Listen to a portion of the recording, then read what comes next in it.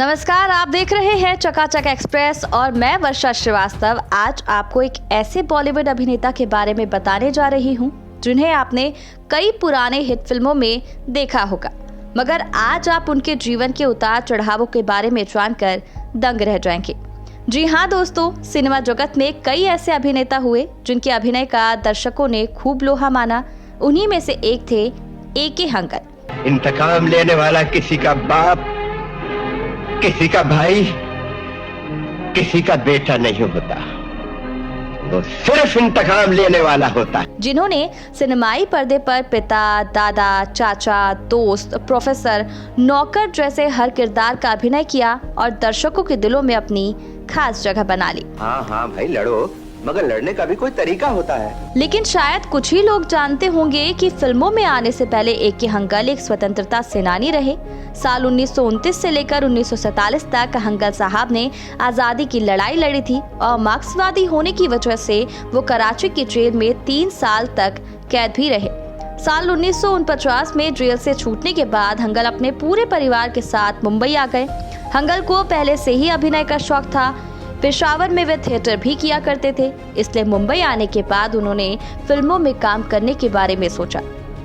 कई लोग ऐसे होंगे जो शायद अभिनेता ए.के. हंगल को नाम से नहीं पहचानते होंगे, लेकिन उन्हें शोले के रहीम चाचा जरूर याद होंगे और उनका वो मशहूर डायलॉग, इतना सन्नाटा क्यों है भाई, ये भी याद होगा। इतना सन्नाटा क्यों है भाई?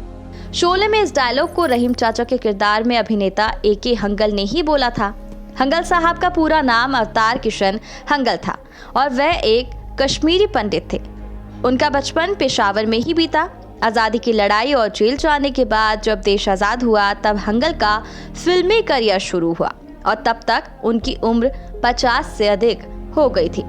1966 में रिलीज हुई बासु भट्टाचार्य की फिल्म तीसरी कसम उनकी पहली फिल्म थी। 70, 80 और 90 के दशक में उन्होंने खूब फिल्में की। हंगल साहब इतना शानदार अभिनय किया करते थे कि वो हर किरदार में फिट हो जाते थे। यही कारण है कि उन्होंने सुपरस्टार राजेश खन्ना के साथ 16 फिल्मों में काम किया और इसके अलावा भी उन्होंने कई बड़े अभिनेताओं के साथ फिल्मों में काम किया।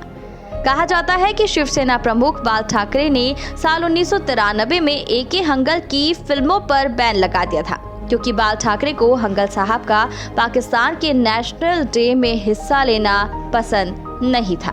इस वजह से उनकी फिल्मों की रिलीज पर रोक लगा दी गई। ए.के. हंगल ने सुपरहिट फिल्मों की बात करें तो उन्होंने हीर रांझा, नमक हराम, शौकीन, शोले, आईना, अर्जुन, आंधी, तपस्या, कोरा कागज, बाबरची, छुपा रुस्तम जैसी कई फिल्मों में अपने अभिनय का जादू चलाया। लेकिन इतनी फिल्में करने और साल 2006 में पद्म भूषण से सम्मानित होने वाले अभिनेता ए.के. हंगल की जिंदगी के अंतिम दिन बड़ी मुश्किलों में गुजरे। हंगल साहब 95 वर्ष की उम्र में अपने बेटे के साथ खंडर जैसे घर में रहा करते थे।